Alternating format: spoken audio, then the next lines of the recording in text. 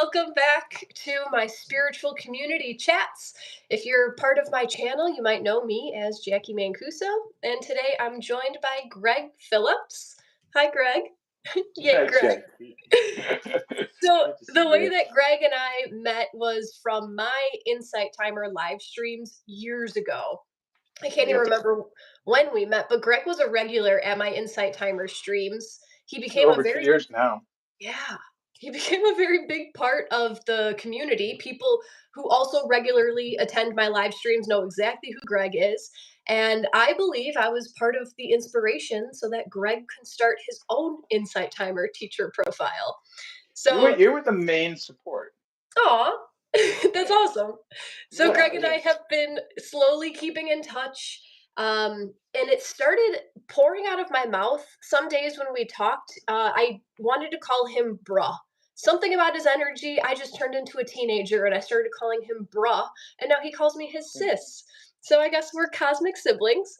And we're here today just to share a little bit about Greg and his work and what brought him here and all of that. So, Greg, would you like to introduce yourself to my audience? Sure. I mean, you just introduced me quite well. So, yeah, my name is Greg Phillips. There's a lot I could say and share. So if there's anything I don't say that you're curious or interested about, please let me know. Um, I am I the labels are very fluid with me, so the best thing that I can do is tell you why I exist on the planet, and my mission, basically my purpose here, is to guide people into the depths of their hearts. And the way that I've been doing that has been through a lot of different methods. When we first met, I was exploring an energy healing modality that I had created, or that I'd been given to me. It was gifted with many, many years ago. And I was exploring offering that to the Insight Timer community. And that was called Chakra Touch. Yes. And through beginning to offer that through your encouragement, primarily, a few others, but mostly you, and then all the lovely people that have followed you over the years. um, I started doing lives on Insight Timer. And I've always, like I said, labels are always fluid with me. I don't readily I don't readily take on the label of healer, because I don't view or understand healing the same way as the conventional way in which that word is used. Also, I don't take responsibility for any healing anybody ever experiences, because I'm just a channel. But about 15 years ago, I was told by my very first channeled spirit guide that I was a channel. And so I spent many, many years sort of wrestling with, and then eventually grokking on what way I was a channel. And I'd settled on being a channel for love. And then lo and behold, about a year ago, the presence of a group of guides was announced to me in a meditation. And I can tell that story if you want, 'cause it's kind of fun.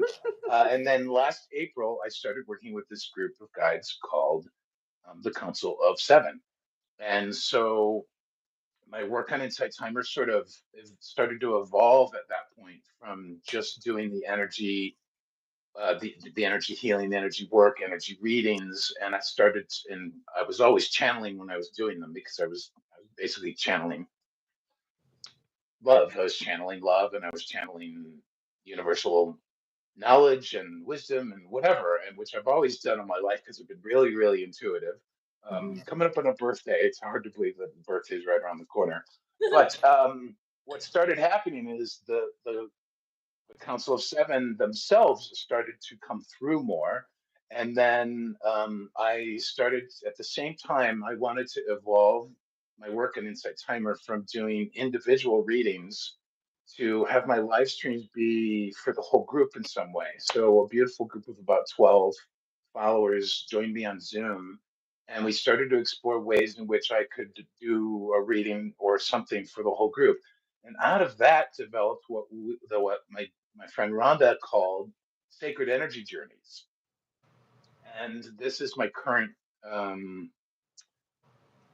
current modality of bringing wisdom and love and guidance to people. They're really quite amazing, because through the energy healing work, I found out that somehow I had a way to help people sort of skip over mind and words and get right into their heart so that they could have an actual visceral experience of their own energy and therefore experience meaningful transformation, which is my way of describing the healing is meaningful transformation. Yeah. Because in my experience and throughout my life, I've been on the spiritual path for over 35 years. I started when I was 23 or 4 or something, and it's been it's been a wild ride and a fun ride and lots of cool stuff. But in my experience, when I'm getting in my own way, it's usually because of this Yeah. and this. Right. and so and so my whole thing with guiding people into the depths of their heart is A, they can get to experience who they really are on an energetic level because we are so much more than what we see, hear, and see around us. And who we truly are is everything that's inside. And I believe that the heart is a portal and that we can use the mind as a good tool, but it's a horrible master. and so when we drop into the heart, I just found that I'm kind of like a tour guide. I'm an energetic tour guide, and I guide people on these to us the ones that regularly do this with me. We truly experience going somewhere. A lot of folks think of it as a guided visual meditation, and it is. But I really feel like we go somewhere, and or I take everybody somewhere, and it's just been a real joy. And so recently, um, what I've done is I've sort of transitioned fully over to doing the energy journeys. And then I follow that up, at least on Insight Timer or other live streams where I can't actually talk to somebody, just they can only type. I follow that up with a channeled message from the Council of Seven. When we do it on Zoom, it's really nice because folks actually get to ask questions about their journey and clarifications. Because sometimes we'll go on a journey and then somebody will come back with a message from a guide, or they were given an item during the journey, or they saw something that they didn't understand, and they'll often want to know more about that. And so the council is more than happy to step in and clarify and explain. And a lot of times, it's mind blowing because it's just like, oh, would have never thought of it that way. Would have thought of that object or that message to mean one thing, but they love talking about the different layers of things. So, I think there might be an opportunity. Before we hopped on, you were saying sure. if the council wants to come in, we can see what they have to say. And I see someone in the chat, they're anonymous, but someone's joining from India, and they say if you want to explore spirituality, come to North India, right? That's where true spirituality is. And then they commented about yoga and meditation. And I just want to make a comment about that in the spiritual community, there are umpteen million ways to connect with your highest self, your heart. If yoga and meditation works for you, wonderful, keep at it. But some people like to access their spirituality in another way. So I'm wondering, maybe Greg, if you want to dip into the Council of Seven right now, if they Oh, have anything now? to say, or or if Greg Phillips wants to talk about what the difference is between your work and the traditional spiritual techniques that have been, the ancient techniques that have been around for millennia. Yeah. Well, that's funny. The first thing that comes to mind is, I mean, like I said, I've been on the path of my own spiritual exploration for over 35 years. So a little bit of backstory there. In my early 20s, I was in a long distance relationship with somebody that I loved so deeply, but we had an incredibly addictive codependent relationship. We were both addicts and we weren't really recognizing it. And so she broke up with me on Memorial Day, 1988, and I was absolutely devastated. It's the first time I ever had just a complete breakdown, collapse in my life. And up to that point, I was pretty scared of life. I was scared of everybody and everything. I was stuck in my head. I had a really vivid imagination. I'd already had some spiritual experiences when I was 18. A couple years prior to that, I was reading a beautiful book called The Song of the Bird from Anthony de Mello, who Love was Anthony a Fella. I do too. uh, um, a Jesuit priest in the Christian tradition and very much of a mystic. And I was reading, there was a bunch of parables from India, from China, from Japan, Zen, Buddhism, other Christian mystics. And there was this one point about two-thirds through the book, and it was this meditation that I just really felt called to try. So I sat on my bed and I closed my eyes and I followed the meditation, and I immediately had a transcendent out of body experience, which scared the bejeebers out of me. And I closed the book and I swore never to do it again What was because that like? For people who've never had a transcendental out of body experience, how can you put that into human words? that is a really good question, and, and hopefully I have a decent answer. You almost can't put it Um, into words, right? it's a long time ago, but in reflecting back, I think, and I've had this experience many times since, thankfully, so I think I can describe it. So there's this essence to it in which I was no longer connected with the physical. I felt like I was connected with everything, but because my mind and my because I hadn't established a practice and had nobody to guide me, for my experience, I didn't know what I was getting into. I didn't know exactly what I was experiencing. And so to me, since then, when I've had this experience, it's very joyful because I have a closer connection to it. I have a deeper understanding that I'm connecting with who I really am. I'm connecting with everything when I have these kind of experiences. Back then, the feeling of that was so vast that it was overwhelming and really scary because all at the same moment I was experiencing this feeling of smallness and vastness at the same time, of massive amounts of importance and significance and complete insignificance at the same time. It was I didn't know what to do with it. I didn't know what Sure. to do with it.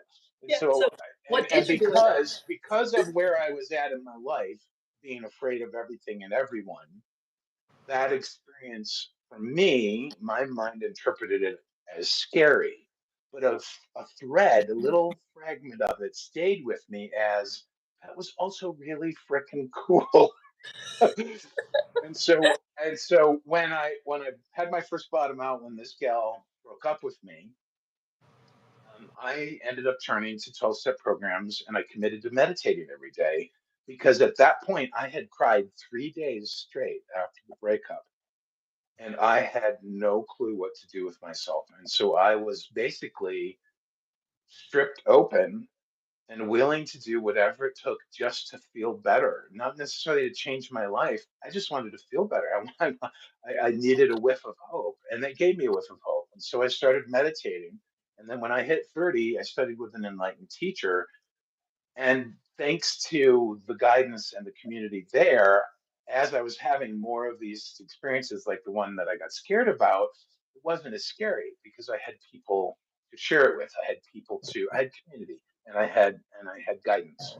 So for me, the spiritual path is really fascinating because at that time in my early 30s, late 29, early 30, right around the Saturn return, um, I was I'd been meditating for almost, well, I mean, it was 8 or 9 years, and I was really looking to take my growth further because I felt that had hit like not necessarily a wall, but that I'd hit a turning point and couldn't continue on the way I was going. I wanted to deepen my meditations. I was seeking more, and that, of course, was a bit of a mental thought, but I wanted to go deeper as well. And so in studying with this teacher, I started to learn more about how, for me, what made sense wasn't so much everything I was reading, but what I experienced. So I'm more of an experiential spiritual person. And what he was teaching was that everything is a vehicle for enlightenment. And that made sense to me because I'd had these moments like a couple years prior, I took voice lessons. And I remember this one particular lesson, and it was in this beautiful location. And my teacher was awesome. She was just a joy to study from.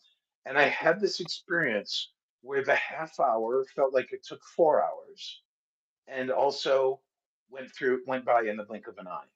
And I literally walked out, and I was like, time stood still. What the F is up with that? Like, time stood still, but felt like it sped up at the same time. So I was like really curious about that whole sort of experience.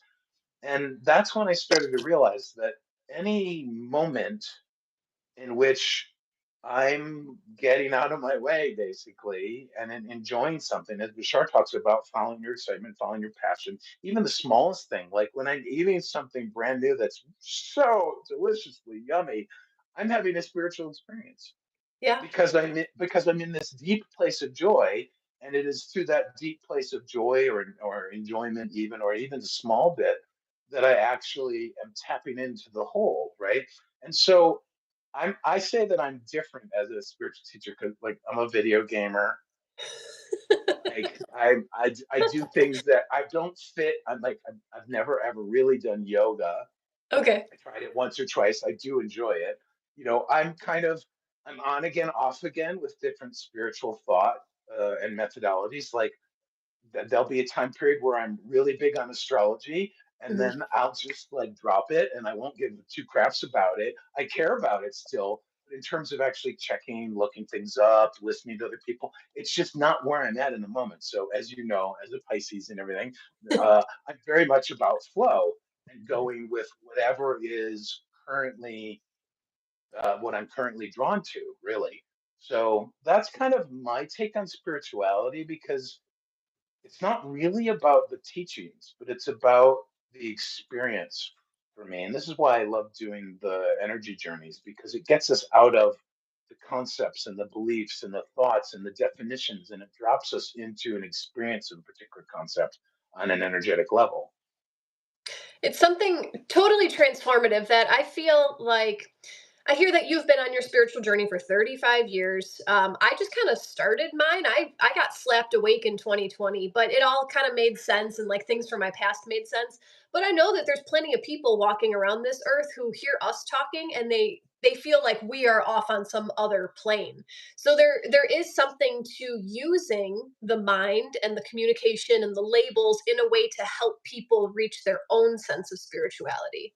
Do you get what I'm saying? Absolutely, absolutely. Because for me, in my experience, it's just really the only thing I could ever share, because I'm not here to teach people. I do have wisdom, I have experience, and I'm hopefully here to inspire. I hope, I'm not here to inspire everybody. I'm here to inspire whoever first wants to be inspired by what I have to share. But in my experience, I've gained insight and wisdom from all sorts of different things, even the things that I don't prefer, those experiences where I have a weird interaction with somebody and it's just a total misunderstanding, and I get it, or they get it and I don't, or I get it and they don't, or whatever, and I walk away and I feel horrible or I feel great or whatever. That's I'm learning. Like, I'm learning all the time. I mean, even in my current journey, I'm learning every time I change locations. And for those that don't know, I've been a bit nomadic since June of last year. Hmm. And hopefully, well, this next move next week will hopefully be for a bit of a while, because throughout being nomadic, one of the things that I started to learn was it was sort of fun to change locations every couple of months. But after doing that a few times, I was then birthing this desire to have some more stability, have more longevity and consistency to ground. And so right now, I am really strongly called to the Red Rocks. And at first, as you probably can guess or know already, I thought it was Sedona. But the Hmm. more I investigated Sedona, it didn't feel like a place to live. It felt like a place to visit and have an experience. So I'm actually moving to St. George, Utah, where I think there's actually more red rocks than there are in Sedona. And Zion National Park is Hmm. one of the most amazing canyons I have ever, places, period, I have ever been. And every time I see the pictures lately, I know I'm supposed to go there. And the cool thing, circling back to the council, is they're the ones who gave me a vision and a meditation about going to Red Rocks when I was in Utah over last summer. I said, where am I supposed to go next? And I was in this meditation, and I was asking that, and I had this vision of myself meditating in a red rock canyon. And I just knew it has to, I just knew it has to come true. I knew it was important, but I don't know why. And Mhm. so the spiritual journey for me is really, really fascinating because I've spent like I got that vision in a meditation in July, and it is now February. So it's like if I get too much in my mind, there could be some of this like, "Well, what have you been doing since then? If you knew this was next, like, okay, well, next is quite relative. If we think of things in a linear fashion, it can get a little too analytical, right? Mhm. But next can mean anything, really. Like, yes, 8 months later is still next.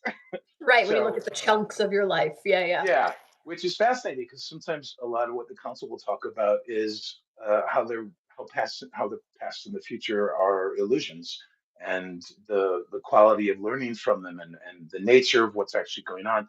One of the things that I've grown into in my spiritual path is just this deep curiosity about the dynamic of the energetic dynamics of life, not necessarily all the different concepts, but how does energy actually move? What is our experience of it on a day-to-day basis on a bigger field? So yeah, I'm actually really there. curious to hear about this nomadic lifestyle. I see Carrie's going ham in the chat. Mr. Carrie, yeah, Bojangles can't talking see about, chat well.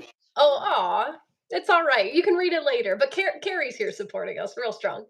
I wanted to hear you speak about flow and curiosity because what I know about Greg is years and years and years ago, you told me that you lost everything and you had to start over. And when I met you, you were living with an elderly woman who recently passed, and that's what triggered this whole nomadic journey that you're on right now. So, having gone through losing everything multiple times in your life, hello, 12th house stellium, hello, Pisces stellium in the 12th house. What can you say to people who are afraid to lose it all? I think that's kind of what Yeah, plagues society. We grip onto stuff, but what happens when you just let it go?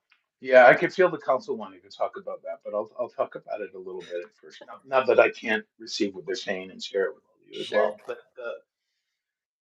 it's fascinating that you bring that up because literally this week I had another huge breakthrough and aha, totally related to that. Because as I've been putting the plans together for this move, it's not really a move next week. Because it's funny, because when I think of move, I think of having things to move. Other than just me and the two, like for those who don't know, I have one suitcase and one backpack. That's it.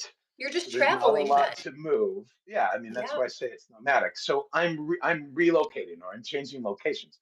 But but this particular one has been really scary. And each time had to change locations, it has been really scary. And life has given me about 2 to 3 weeks to make the transition. Which this time I said, universe, please give me more than 2 to 3 weeks. Sorry, that's all I was given this time again. But this time is different because the last few times this happened, it was out of necessity. I had nowhere to go. I was hoping or waiting or asking for somebody to generously offer for me to stay there, and that's exactly what has been happening since June. But this time, I'm choosing where I want. Okay. So there is this different energy to this, but it's also been incredibly scary for some reason, more scary than when I've needed a new place to stay, right? And what's fascinating is I got this new job in November, and so I have the money to do this. I have the money to choose where to go. I have the money to rent a room or get a roommate situation, or I mean, if I was going to a place where it was more affordable, I mean, it's very affordable in St. George, but I could get my own place if I went somewhere else, right? So I have a whole different set of life circumstances going on, and I feel differently about myself, and I'm more confident in my spiritual offering and my skills and everything. And yet, this is super, super, super scary. And so, what I came to on Wednesday, because there's been this new practice in my life of every time I'm feeling anything, and particularly anything that's has a weightiness to it, a heaviness, anything that doesn't feel free or light or joyful or connected. It's always for me, it's always because of how I've defined the situation, which is always based on a belief that I've created at some point in my life or a thought pattern that I've practiced. So on Wednesday I was like, why am I so afraid of this next change? Mhm. Because I've had to take it piecemeal. Normally if I'm planning like a trip, I can book the flight and the car and the hotel and all this other stuff all at the same time because it's just a vacation. But this, I've only been able to do one thing a day. I booked the flight on Monday, and then I started looking at accommodations, and I was like, panic attack. And so I was like, put that off. So I did it on Tuesday, right? And then Wednesday, I'm like, well, what's the next? And so what I realized was when I lost everything in 2008, I created a belief system that I wasn't capable, basically. I can't even remember what I got in touch with on on Wednesday, but I immediately saw that my current fear is about losing everything. And it's so important to have perspective in my experience because that fear is about 15 years old. What am I going to do? I've lost everything. I no longer have possessions. I don't have money. They took my car away. I don't have a cell phone anymore. That's what happened over a short period, just a few months, right? What am I going to do? How do I do that? I don't know what I'm doing in life. Blah blah blah. That was so potent that fear has been present with me for 15 years. Mhm. But here's the beautiful thing about it. I am a completely different person now, not just even life circumstances, right? I Right. have grown and changed even in just this last year. And there's this beautiful thing Bashar talks about where when you grow, when you change, you are literally, energetically, cellularly, a completely different person. So when we're remembering something from the past and we're feeling bad, or we recognize an old fear or an old belief that is dragging us down, it's so helpful to sit back and think, that's not me.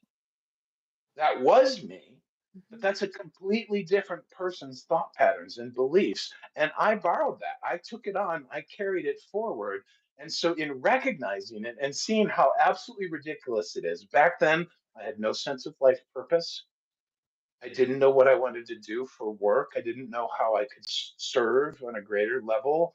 I didn't know where I wanted to live. Like, how many there's just so many ways in which this current scenario is so completely different from the other one. So that helps me look at the fear and be like, that's an old fear. I don't have to accept that. I can stop for a moment and say, talk to the hand, get out of here, whatever you want to say, right? I can say, you're done. Thank you for keeping me safe for 15 years. Mhm. Thank you for helping. Because here's the other cool thing that I just am thinking about right now. That fear helped me learn how to be more responsible with my money. Yes. Yes. Because at that time, I was $175,000 in debt. Wow. Yeah. And Wow, I, Greg. I know. 107. And you know what's freaking weird and wild about that? A large portion of that was the piled up fees from the collection agencies and all the collection attempts. So it truly wasn't all my debt, but it was associated with me financially, right? So when I filed bankruptcy in 2012, and by the way, it took me several years to get in alignment with actually deciding to file bankruptcy because up until that point in 2012, any thought of bankruptcy was an escape, basically trying to get out of my situation. But when I actually finally went for it, I felt that it was a step forward. I felt that it was me taking responsibility for what I had created, for the debt that I'd created, and saying, I want a clean slate and I'm ready to go forward. And I've been debt free ever since November 2012. That's amazing. So it is really amazing. So even again, there's another example of how this current situation is so different. But thank you, fear. Thank you, fear, because my fear of losing everything, even though I'd already lost it all and I was still scared of losing everything, my fear of that was so strong that I created a new preference and a new desire to be responsible with my money, to make choices from my heart instead of my head, to do so many different things. So I'm not even fully aware of how many different ways that particular fear served me, right? Mhm. But it's not my fear. It's 2015. It's 20, no, it's 2008, Greg's fear. Yeah. And he was a completely different person.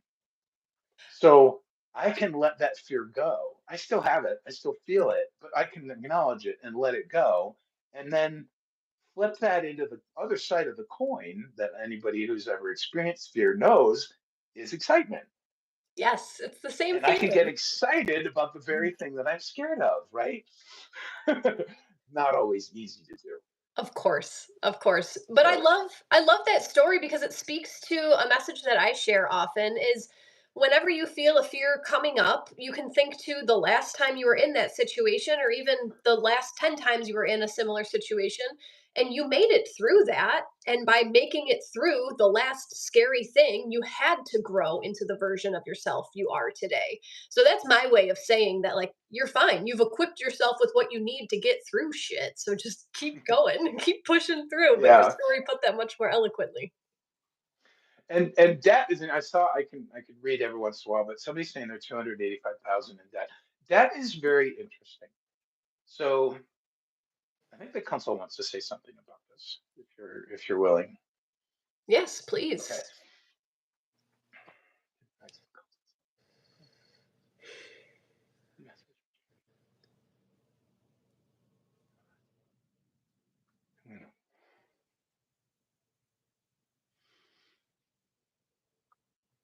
Hello, dear friends. Yes, and Jackie, our beloved Jackie. Very much good to see you as always. Yes, we're always aware of you, even though you didn't know it. Hello, everyone. Thank you. Welcome.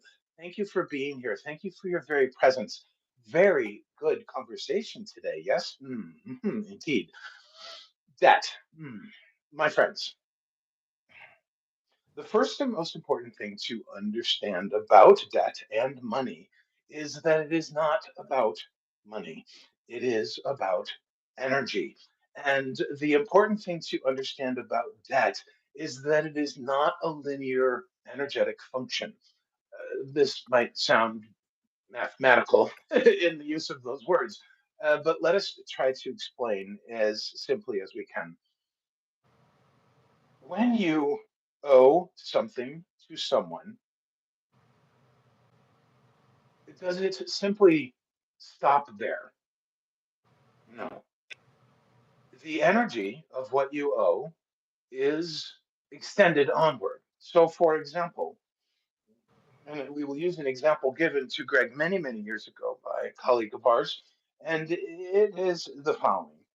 If you give $1 to a friend to buy an ice cream cone, they quote unquote sort of owe you. But when they give $1 to a friend a month later to buy a candy bar, that debt has been paid. The debt to you, what they owe to you, is paid by extending the energy forward in a different direction. And so then that person who bought the candy bar, then, out of the kindness and generosity of their heart, extends their time in volunteering to a homeless shelter.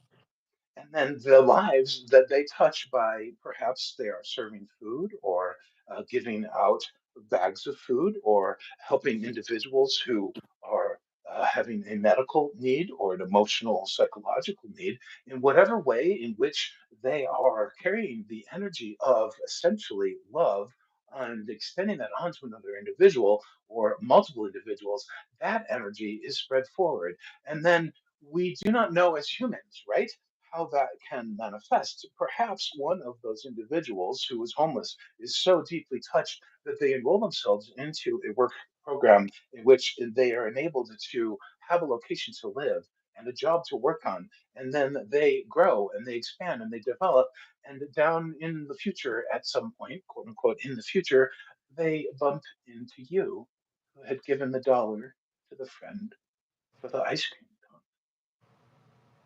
So it is incredibly important to understand that just because you owe quote unquote money to a certain organization or an individual, it doesn't end there.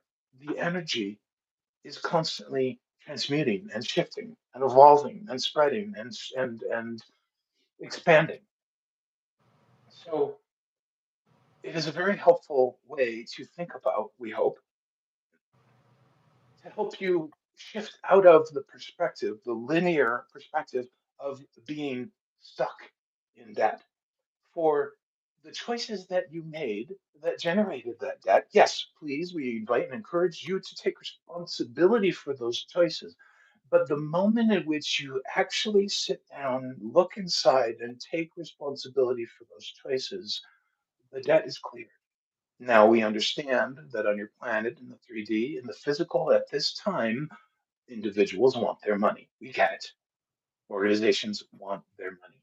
But what we are inviting you to do is to free yourself from the suffering and the burden of quote unquote owing money by recognizing that the minute you have taken responsibility for the decisions that you made, meaning you are not a victim of your debt and you are not a victim of your decisions. But when you sit back and say, yes, I decided to buy that item. Yes, I decided to invest in that and that didn't work. Yes, et cetera, whatever it was in which you put your money into. When you take responsibility for having created that situation, you can then begin to let it go. And it does not need to continue to fester and swell and cause you internal pain. We hope that this is helpful. Can I ask a question? Absolutely, Arthur.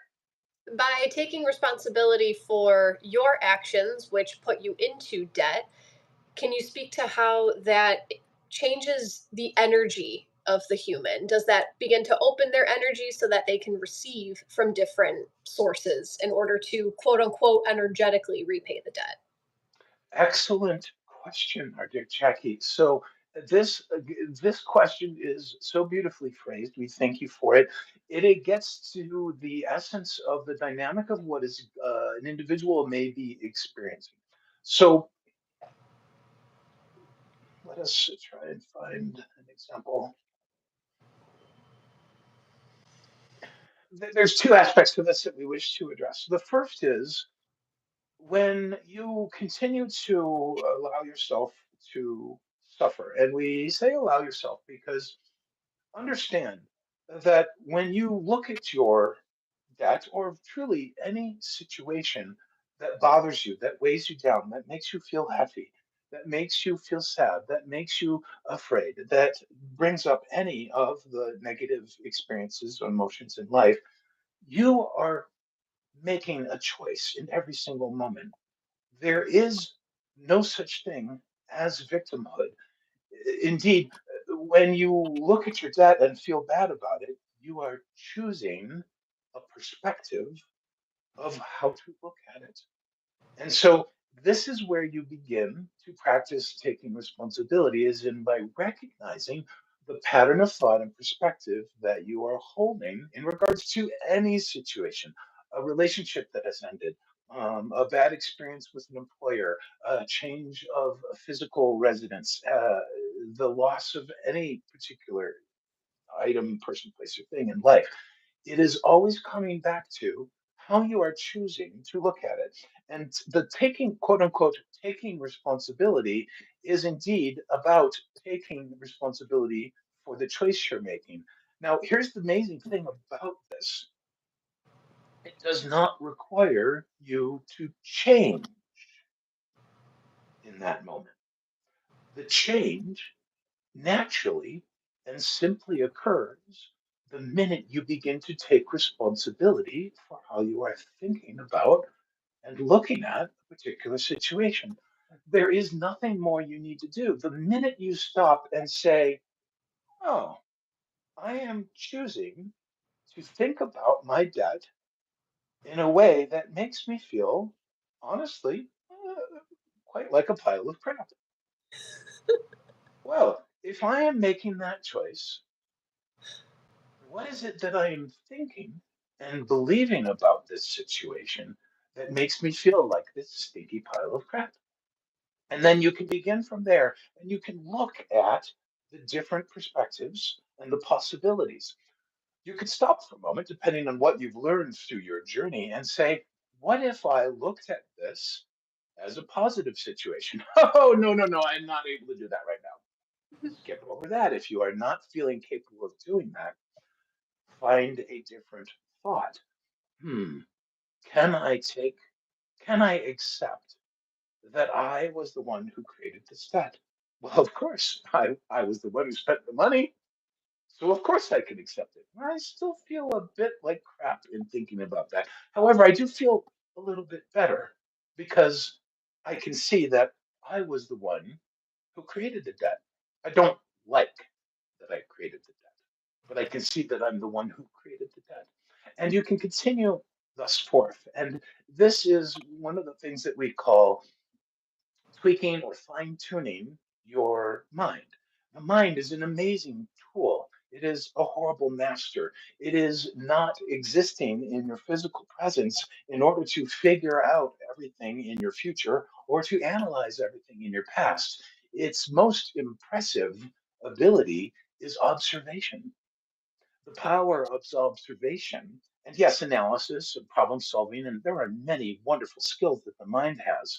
But planning out life, this is not its forte, truly. However, observing what you are currently thinking about something is one of its most impressive skills. And when you practice this, as what Greg likes to say, being the mindful observer, you can simply watch your thoughts. Oh, look at me.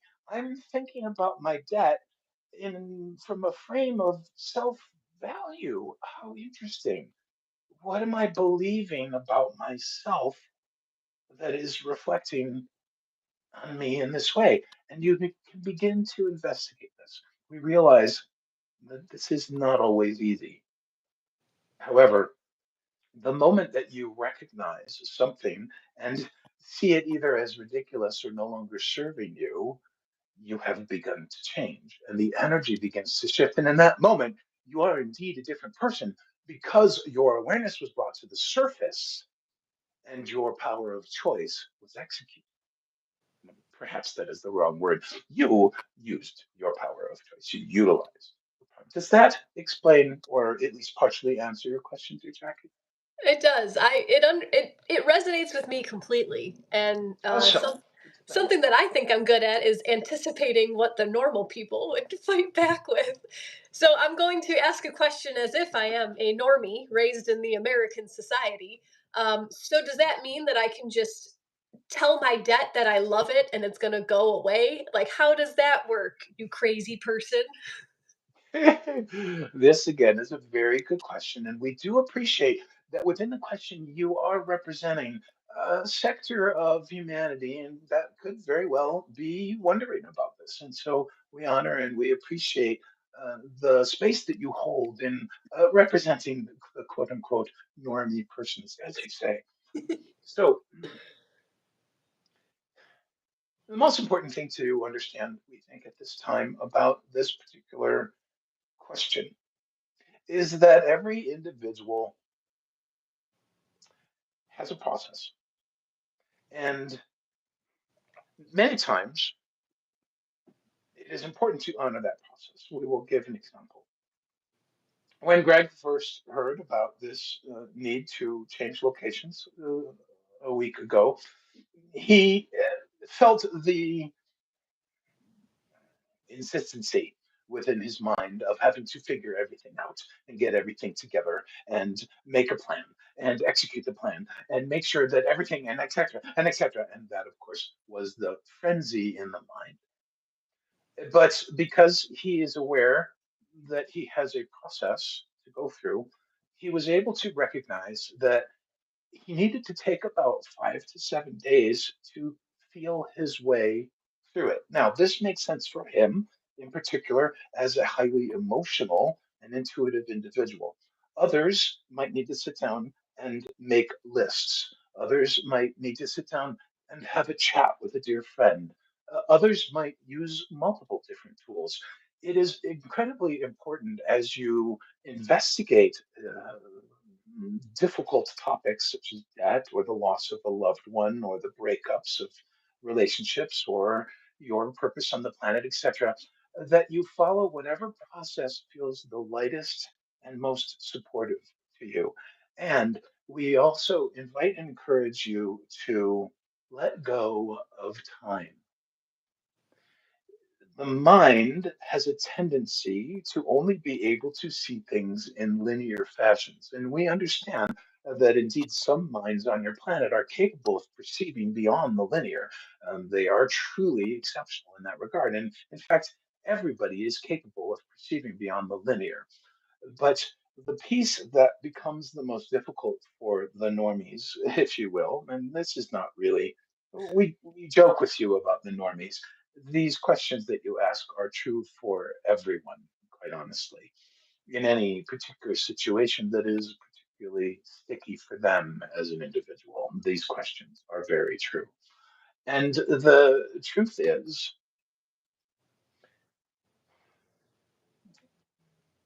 this is, we will just say it as it is and hope that it lands where it needs to.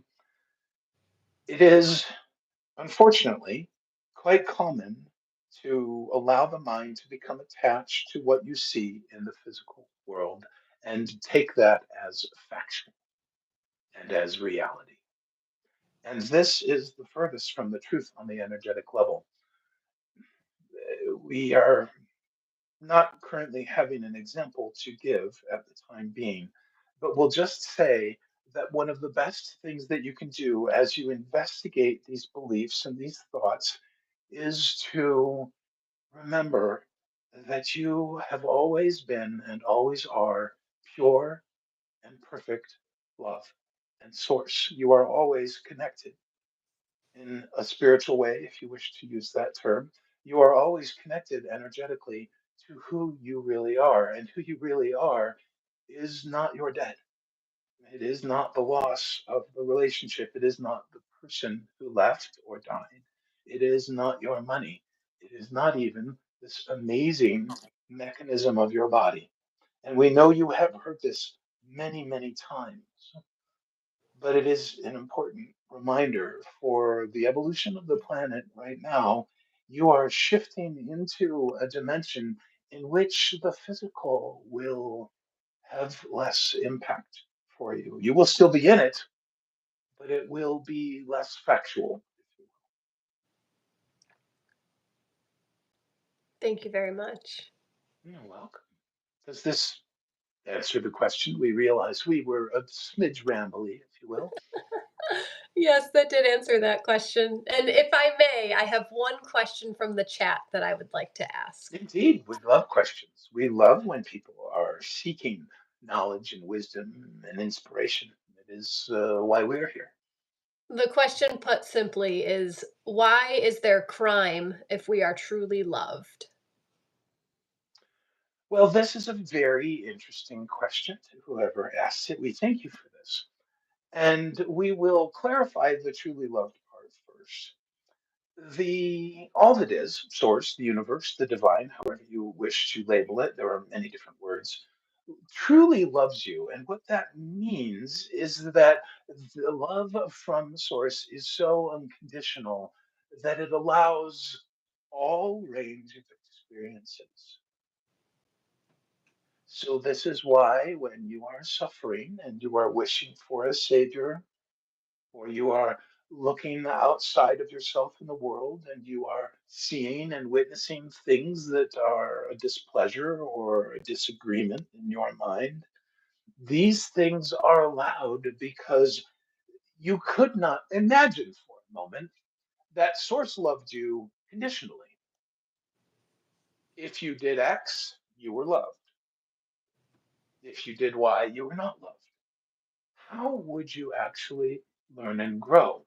There would be no ability to experience the challenging the contrast, the negative, if you will, experiences of life in order to form new preferences.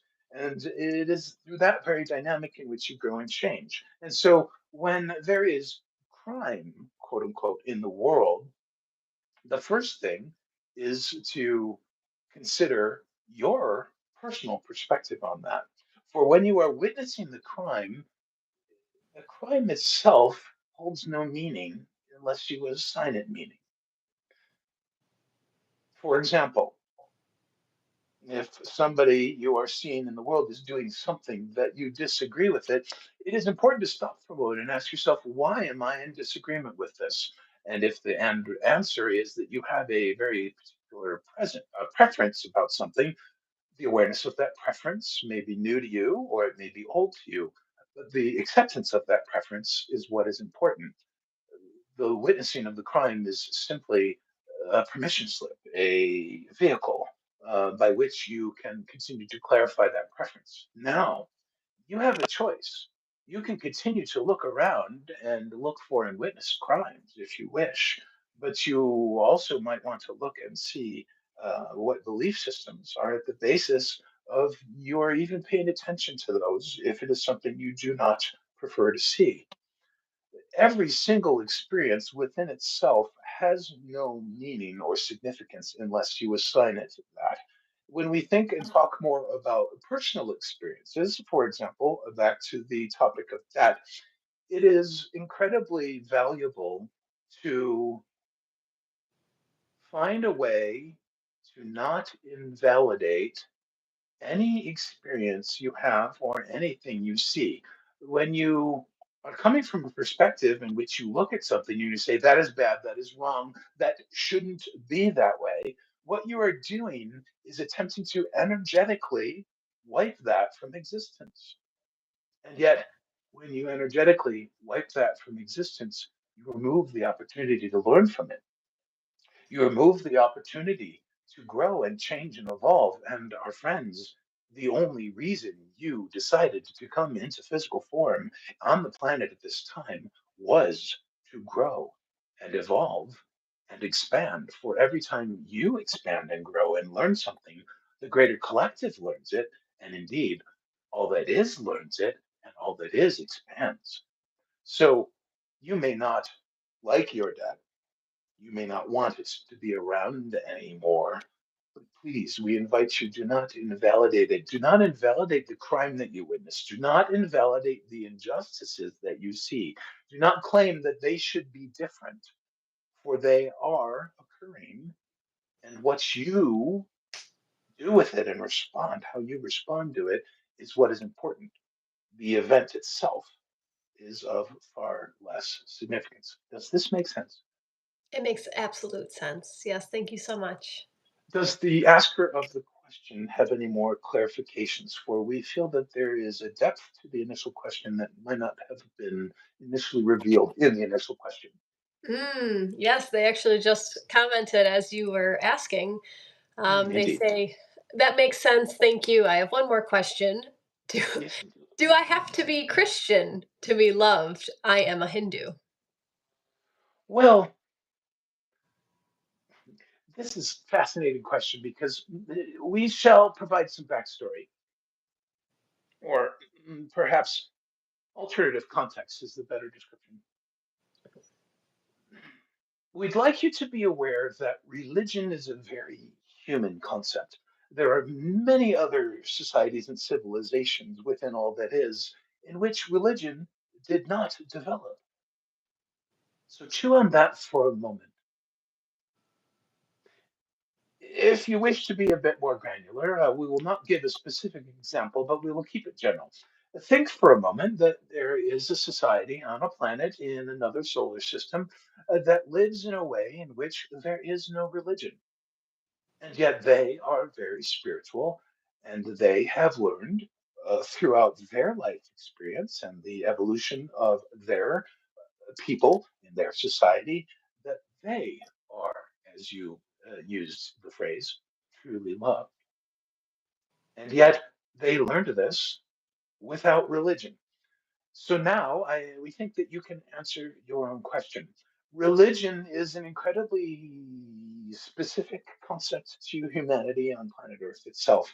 And in fact, in many ways, it would not have developed had certain aliens not actually had come to the planet.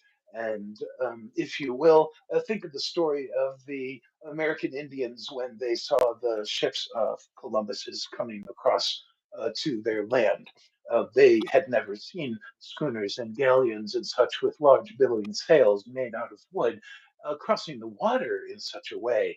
And so they were not able to recognize them as the ships that they were, and therefore they created perhaps some mystical ideas around them. We're not saying that religion is false or fake, for religion is simply a container through which to practice your own values and preferences. But every single religion is just as valid as another. If you believe in love on a personal level, then it matters not whether the source of the belief system comes from the Buddha or Krishna or from science or from nothingness. It is all coming from you. For you are the one that assigns meaning to anything in your experience. And many individuals have had the experience of being born into a particular religion and then choosing a different one or choosing to depart from that religion and go on their own journey. Very much was the path of Greg, who grew up Christian and Catholic in specifics and then left the quote unquote church when he read an article in which it said that the Pope was saying that any questioning was grounds for excommunication. And he thought that's a bunch of poppycock, our word, not his. And that cannot be the true nature of things, for he had found up to that point that he was growing spiritually by asking questions. And so to have a person in authority say, you cannot ask questions, you cannot question the way things are, did not make sense to him. So he left and he began his own exploration of what made sense to him.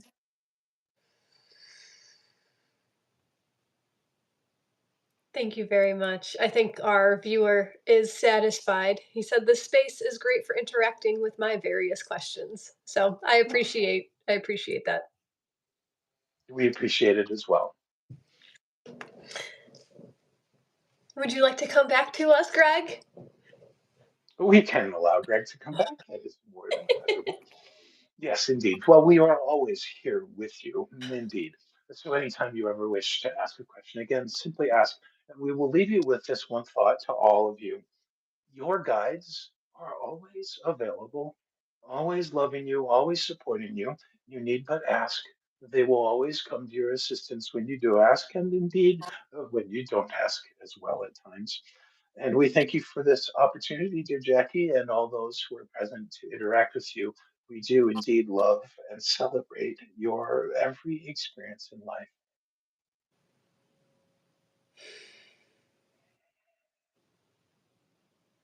Thank you very much. That was so special.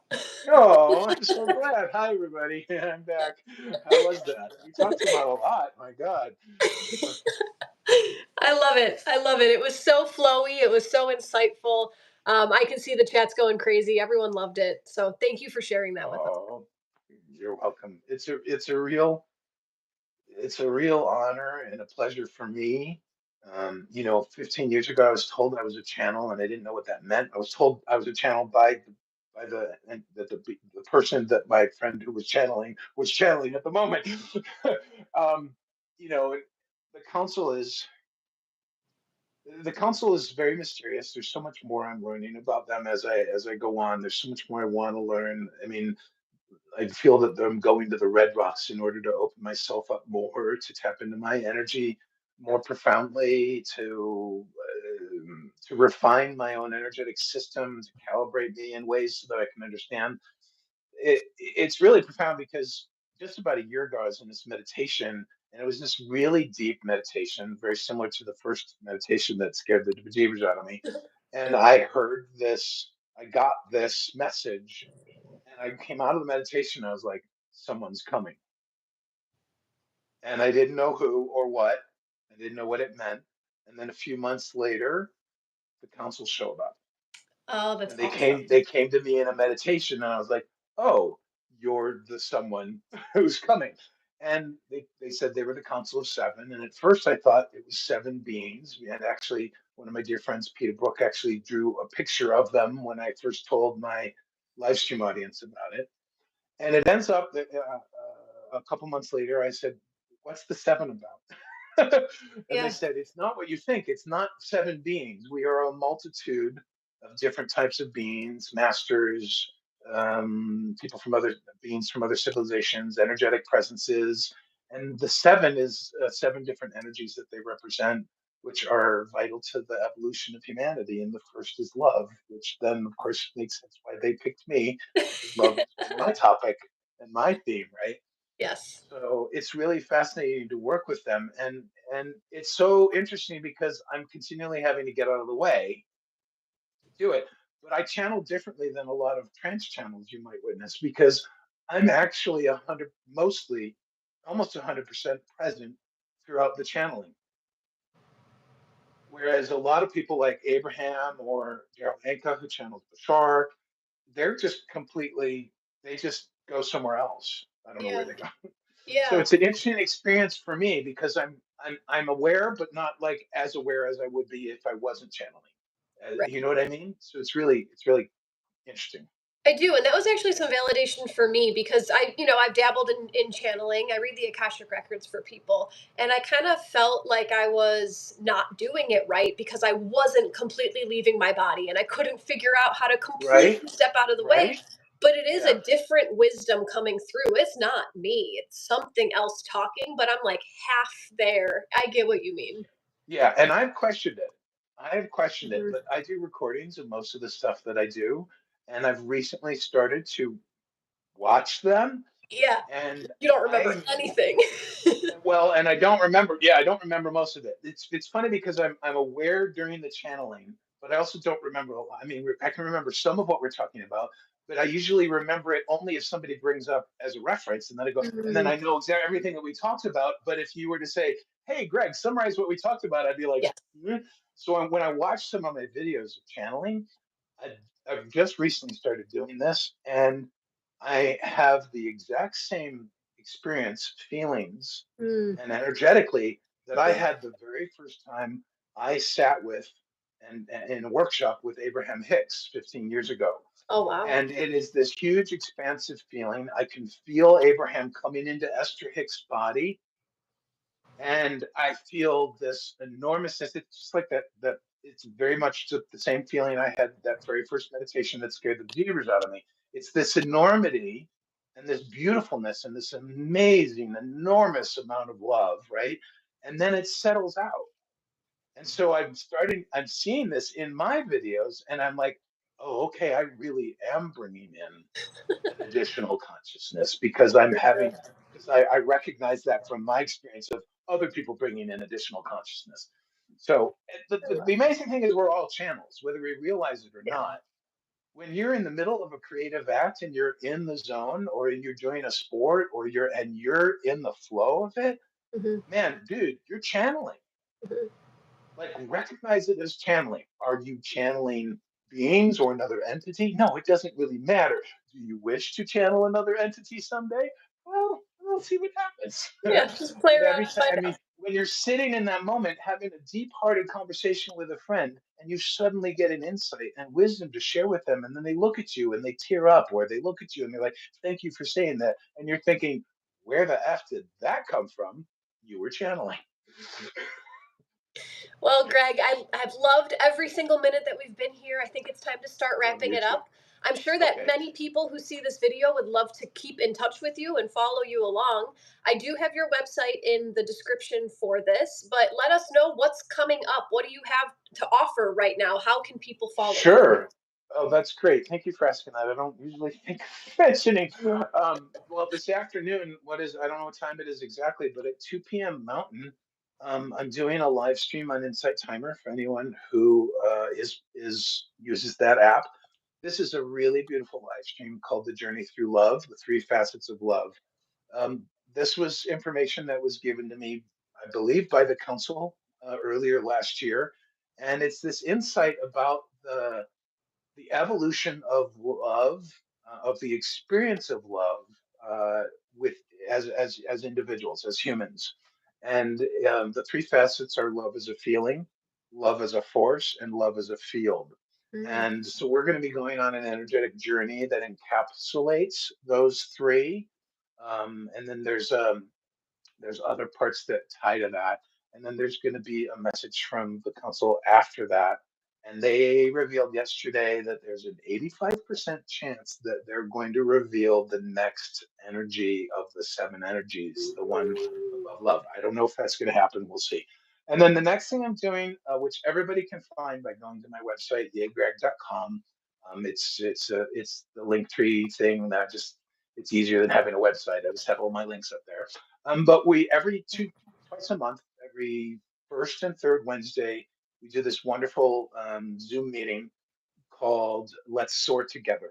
And through that experience, which is incredibly personal and deeply meaningful, we've been building this lovely little community of people that are seeking meaningful transformation through going on energy journeys.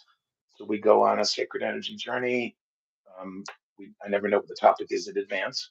And then we have quality time where we're sharing and asking questions. And a lot of times we hear from the council, and sometimes we don't. So yeah, Awesome. always anyone is always welcome. Oh, cameras are optional at my Zoom gatherings, by the way, because we understand that some folks get self-conscious and don't want to be seen, and that's absolutely fine. Thank you so much. I just want to say hello to Carrie and Harsh and Mr. Bojangles, who have been in the chat the whole time. We see you. We appreciate you guys being here. And I will talk to you soon, Greg. Maybe one of these days we can hop on for another chat. Sure. Oh, I'd love to come back. It's been so much fun. I love you, Julie. It's so good having you in my life, even though we don't talk a heck of a lot. But, per your reference at the beginning, you're my sis. So, I don't, it's such a funny thing. I already have a sister, but I feel like you're like a spiritual sister, and I really appreciate that immensely. So Thank you, it's Greg. There is that been nice such heart a joy. connection. It is. Yeah, it's been a joy watching my spiritual sis grow over the last year. So I appreciate that. Thanks, Greg. And likewise. Thank you so much for sharing, and we will see Yeah. you very soon. Much love to everybody here. Thanks for being here. Thanks for supporting Jackie. It's always appreciated to see Take care. fellow people. All right. Be well. Bye bye. Bye.